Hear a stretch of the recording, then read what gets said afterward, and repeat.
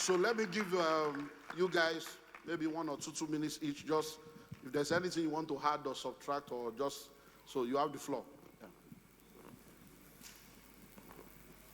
Thank you so much, sir, for this opportunity. My name is Adeswa Okocha, and I'm a chartered tax consultant. So I'm going to say very, very fast. This happened this week. So my firm, we are also a business compliance firm. So aside taxation, we do other compliance like CAC registrations and the likes. And a client actually came to me last week, and she said, okay, I have a business name. I do turnover of about 73 million naira. I'm aware that I'm going to be paying personal income tax based on all the people that have set ring lights. And I've been advising everybody, just because they want to push traction to their page. Both the one that know about taxation, the one that does not know about taxation, everybody has been blaring, and it's not like a noise. It's not even a white noise, it's very noisy noise. So people are confused, right? And I told her, I said, your business name, according to the law, is same as you. No difference. You just have a structure, right? And it means that if you make 73 million naira in sales and you remove all allowable, underline allowable expenses, right? If you remove all of it and you have, say, 26 million for your profit, right? At the end of the day, what happens? When you're declaring or doing your self-assessment, because you're not paying payee, you're not working in any organization, right? Even if you were working in an organization, you own a business, you will also do self-assessment, different from your payee.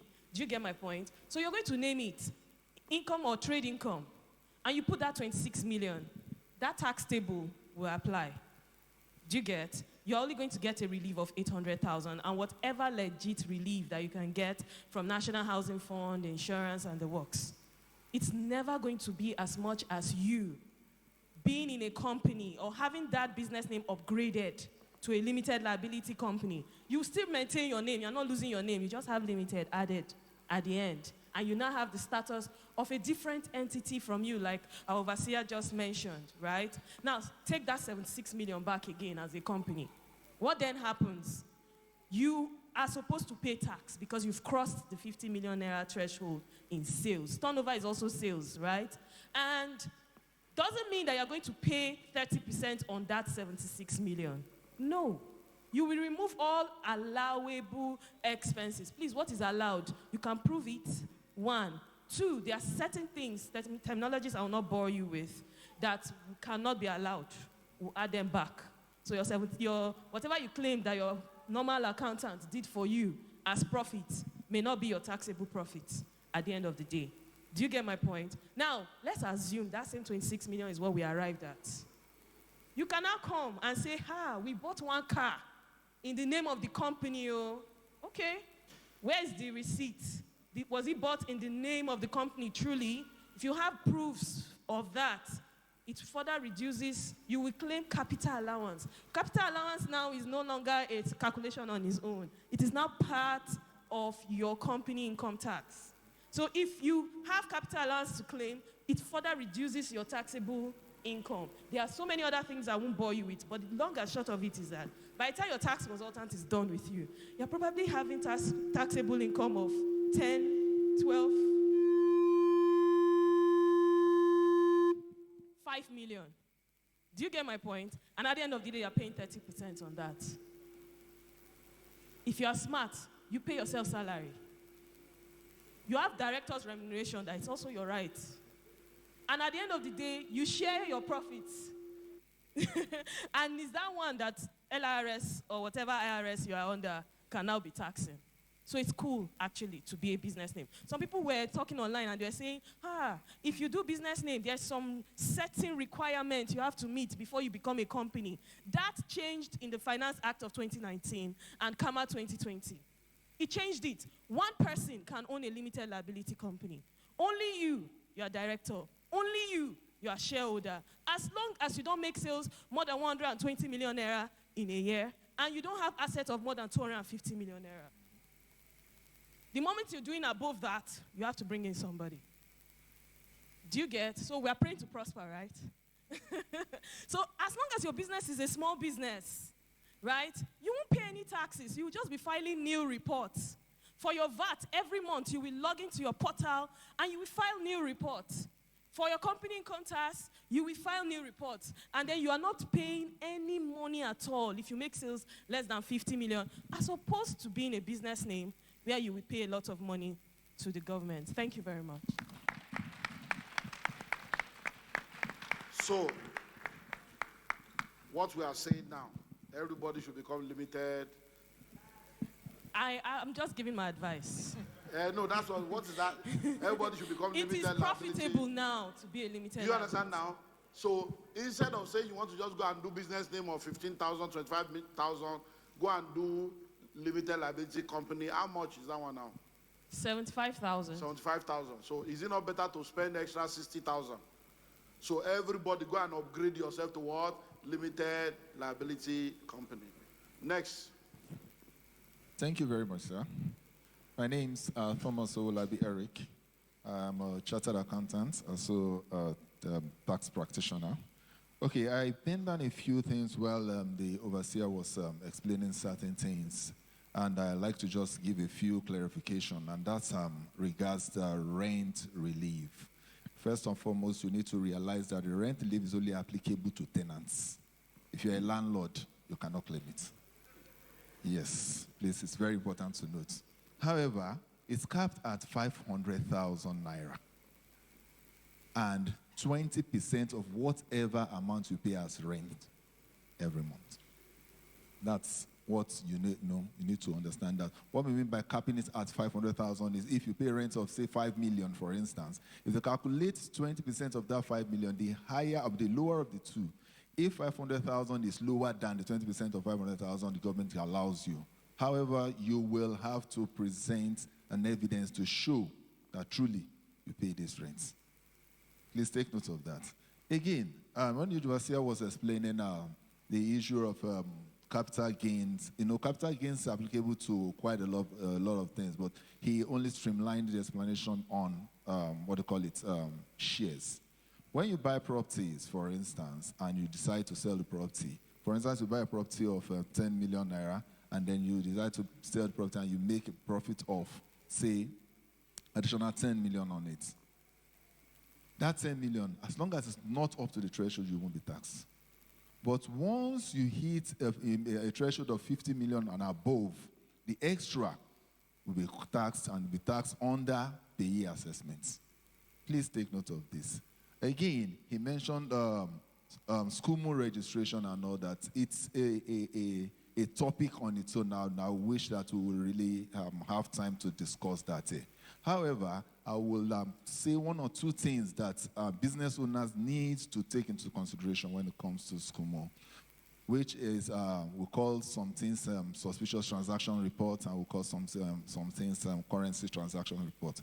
These reports are, you are expected to get a compliance officer who will report these transactions as they occur. You hear the government shouting every now and then that there's a threshold of 5 million and all that and all that and all that. Trainings that we got shows that even reporting less than 5 million, depending on how, the attitude of whoever is spending that money is a suspicious transaction. I'll give an illustration. You see someone who possibly comes to church and, who comes to your business and does, say, transaction of 5 million. All of a sudden, this person begins to do transaction of 20, 30 million. You have the right to report such transactions as suspicious transactions. It's just to save you. What you don't know is everybody seated here, the bank reports your transaction to EFCC. That's just the truth. And that's why we must all take this thing very, very seriously. Next year is not going to be business as usual. For you that do not have your TIN, please ensure, as individuals, ensure you have your tax numbers. Ensure transactions that you do goes through your bank account and ensure that the proper narratives are stated so as to avoid something we call best of judgments. What that means is that the taxman will just look through your system, your account balance, and assume a figure. It's just to lure you to come and say the truth. And believe me, you cannot win the tax man when it comes to arguments about certain things.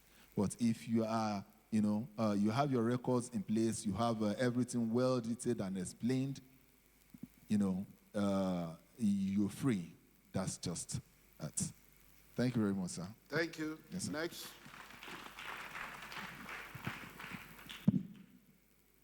Praise God. All right, so my name is Ambassador Ola Daniels, and I'm the church accountant. So, I can't say much more, but... So if I pay big tithe now, you will report me to EFCC. Praise God. That's our prayer in church. Yeah. That we should pay big tithes. So I won't report. All right, so one thing that is very important and will be important starting from January, as our father has said it, is that you have to have structure.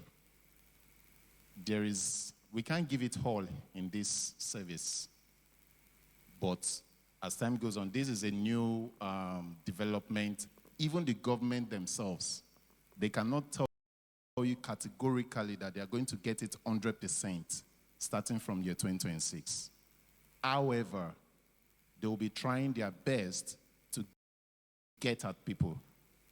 And that is the reason why putting structure in place in your parastatal or your organization is very, very essential and will become very essential starting from January. So we might be thinking that this tax reform is just to get money from citizens. But the truth remains that this new tax reform is to even help the people below the average income earners and those on the lower level. As an HNI, it will be affecting you more. What do I mean by HNI? That is high net worth individuals. They will be paying more taxes. But for those that are on the average, if you calculate very well, just like the way it was calculated there, from 895 to 750 thereabout, you'll be paying lesser if you have structure.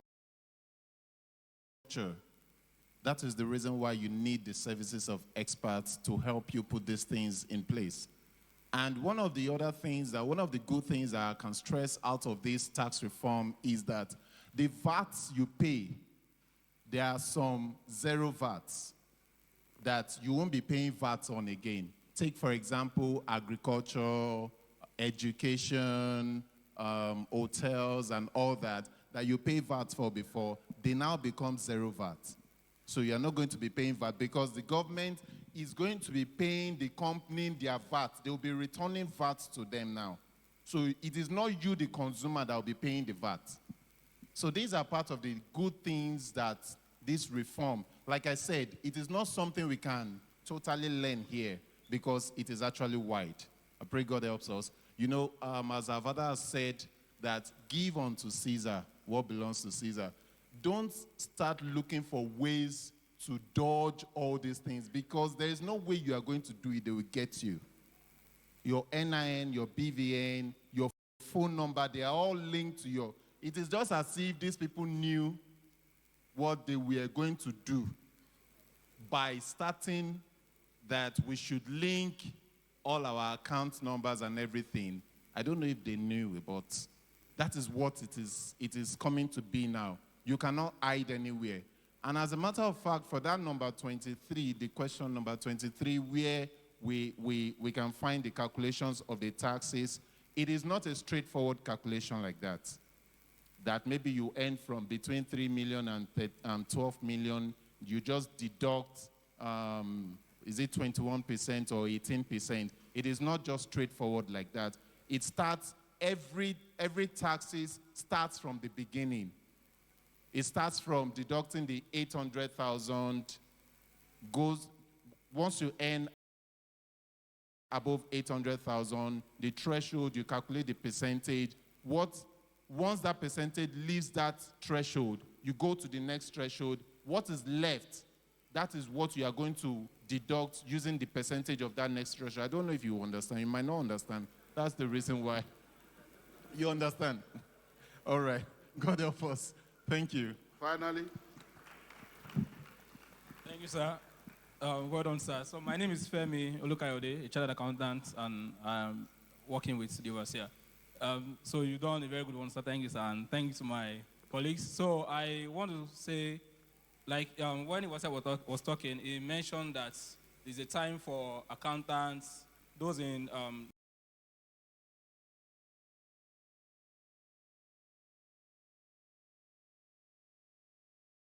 the finance sector to do business. So I want to say something about that, that as business people, we should also be careful because the tax guys, that's the tax authorities, they are going to do something in 2026 to make sure that tax consultants or those that form as tax consultants to help companies to reduce tax would not be able to do that. Every tax consultants would go through a test with the tax authorities, compliance test, and there will be a list of those that are certified to be tax consultants. So if anybody is coming to you as a tax consultant, you need, as a business person, you need to check that portal to be sure that this person is certified by the tax authority to be a tax consultant, so that you don't get advised wrongly. That's number one. From a tax tout. That's number one. Then number two, regarding the new tax law, or let me say finally, regarding the new tax law, we have a lot of information online. For example, the small companies, what the tax manual, the tax act says is threshold of 50 million. But if you go online, you will see some people are stating 100 million. So we need to be careful what we're reading online. So what I would advise is the committee that are involved in this tax reform, there's a website that we can always go through, fiscalreforms.ng. You can get any information. Fiscal reforms, FISCAL reforms, REFORMS.ng. Then on X, that's Twitter, fiscal reforms, just fiscal reforms. That's FISAL reforms. Then they're also on TikTok, fiscal reforms NG. So any information you need, I would advise you always go to those platforms to get viable and reliable information. Thank you. Okay. So do we have any other question that you need clarity about? So how many people have questions? 1, 2, 3, 4, 5, 6, 7.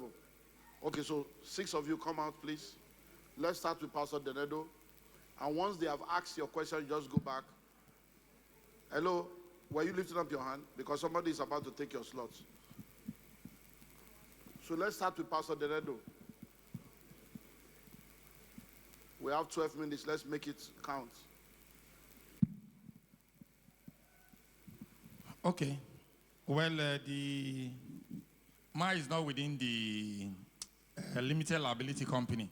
What is the fate of a cooperative trustee, NGO? Is this something we can discuss here? Or is it a platform that one can take advantage of? Thank you. Should I answer? Okay, so for incorporated trustees, yes, you are not supposed to pay taxes, actually, as an NGO. Even if you are, some NGOs operate as limited liability by guarantee, yes, you are not supposed to pay taxes, ordinarily. But we have instances where NGOs carry on businesses, right? If you carry on a business and you earn money from that business, you would have opened the door to get taxed at the end of the day. So if you know that you're an NGO or you want to incorporate an NGO that will allow you to do business in order for you to fund the NGO, because not every NGO has the liberty or the privilege of having sponsors. Do you get? So if you want to have that kind of structure where you are an NGO that also carries on business and does not pay tax, then I will advise you register a limited liability by guarantee. That way, you're able to still do business, and the proceeds will be implemented in your NGO. Thank you, sir. Okay, next. All right. So my question is this. Your name, please. Okay, my name is Kelvin, and my question is this. How about a company that has a head office, still in the same country, but have branches, whose branches income is being sent to the head office, while the head office set them budget for expenditure? So this is my question now. Will that budget of expenditure always sent to the branch be taxed? Guys, you are the... Me, I'm a pastor now.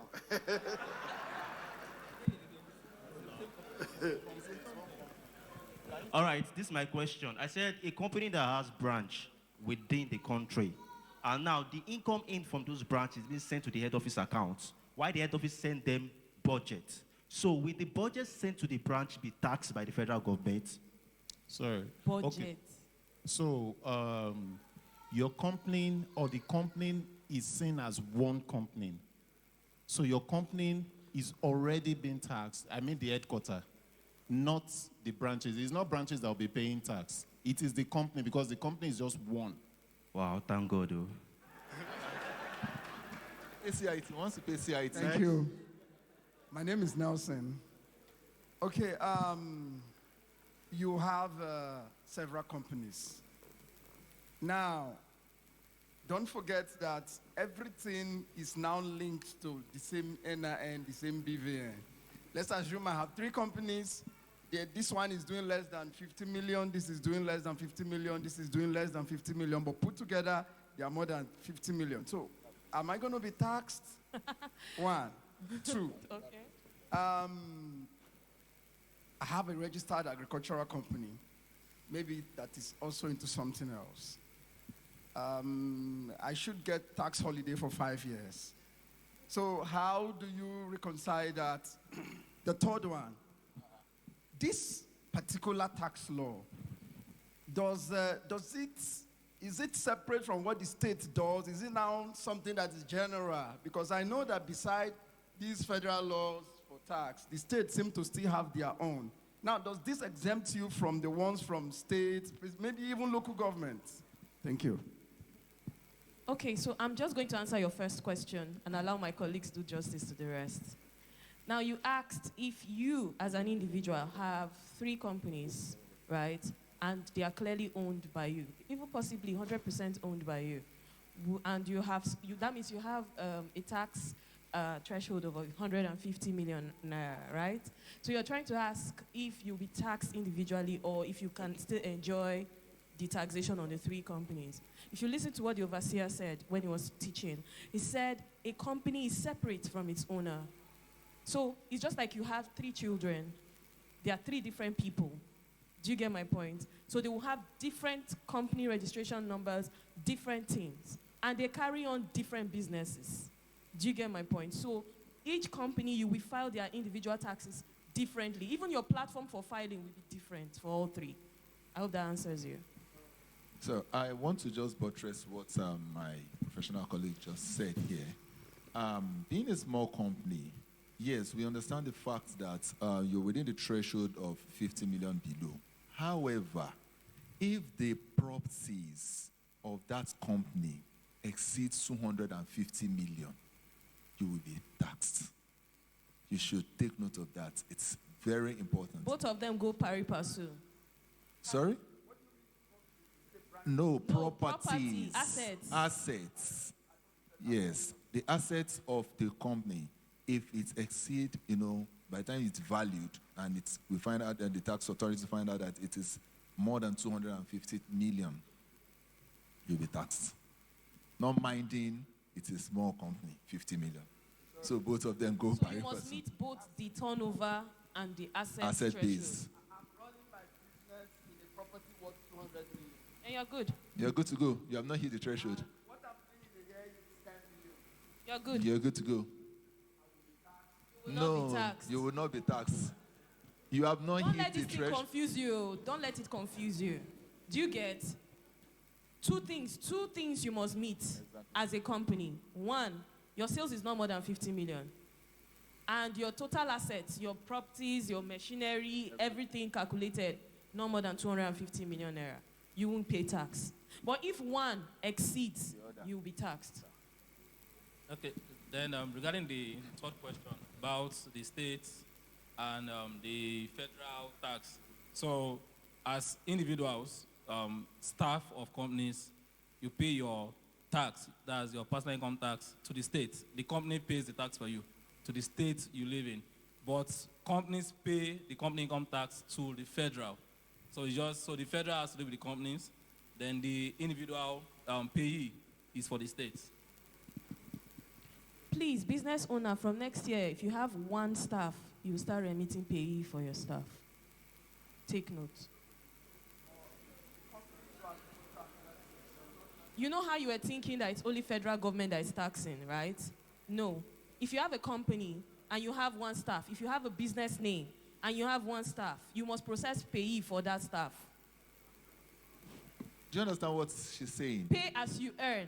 Pay as you earn. That's is payee. And it's collected by the State Internal Revenue Service. So where you lay your head is where you pay your tax as an individual. If you work in Lagos and you sleep in Ogun State, you have to remit your tax to Ogun State. Do you get now? So just to further answer you that, it's not only the federal government that is collecting taxes. The state government is collecting. We mentioned earlier on that business name will be taxed by the state IRS. You're paying personal income tax. Personal income tax is collected by the state. Do you get my point? And then another thing again, for business name, not only would you pay personal income tax to the state, you will pay, if you do above 50 million naira, you will pay VAT and withholding tax to FIRS. Next. Thank you very much. My name is Henry. My other question on incorporated trustees has been answered. Okay, so what of a foundation? Somebody have a foundation. What are the tax? Foundation is the same They're all as the incorporated same. trustee. Now, for people that are dual citizens, and you reside overseas, you pay tax there. You also come to Nigeria, you pay tax. So how does it work? For you to pay tax, for you to be considered a resident in Nigeria, you must have lived on any relevant day in the year for 183 days. So that's why people who have jackpot, even if they are citizens, they don't pay taxes. Do you get my point? But once you're a resident, whether you're a Nigerian or not, you stayed in a place of residence for up to 183 days, you pay tax here. Now, that question would be, how long do you stay in Nigeria? So for US, it doesn't matter how many days you've spent. As long as you're earning money there, you pay taxes. Do you get my point? So the question now would be this. How long do you stay in Nigeria?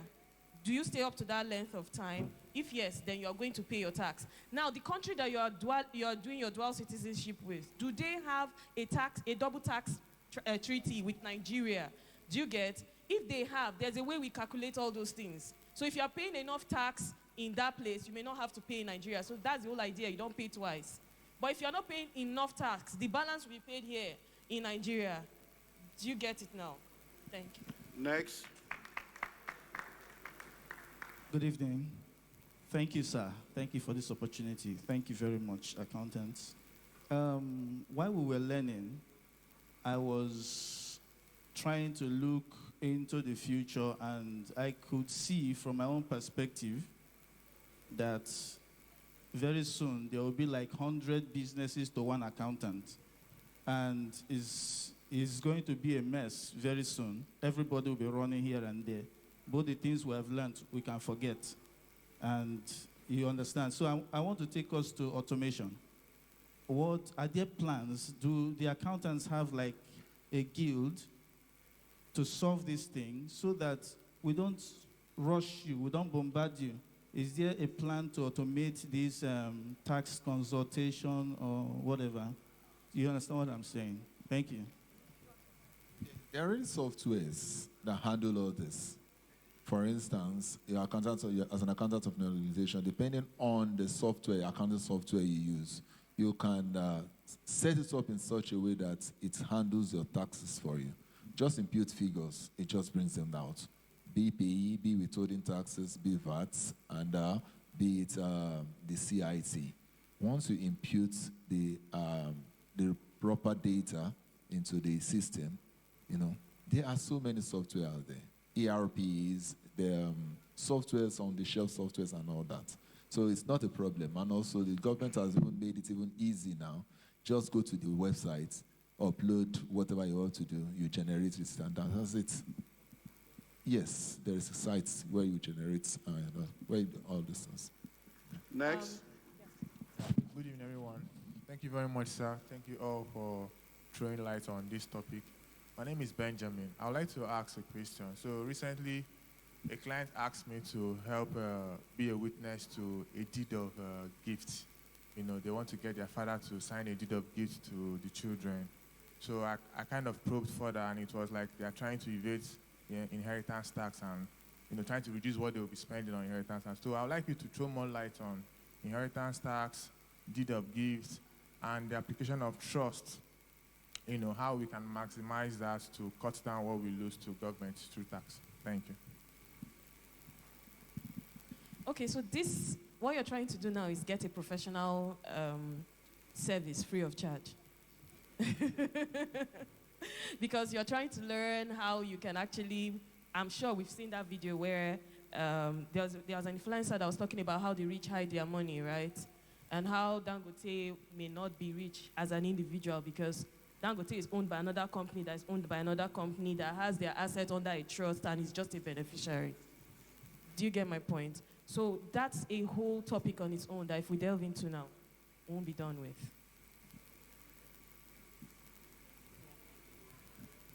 What of the deed of gift and an inheritance tax for wills? Well, like I said earlier on, it is not a straitjacket. Do you get my point? Each scenario has a customized answer. So I will require a lot of questions to be able to answer you, a lot of answers rather, to be able to give you tangible response to what you're asking. Do you get? So please note, they are available to assist you beyond this meeting because of time. So you can always walk up to any of them and then we can take it further. Finally. Okay, thank you very much, sir, for the opportunity.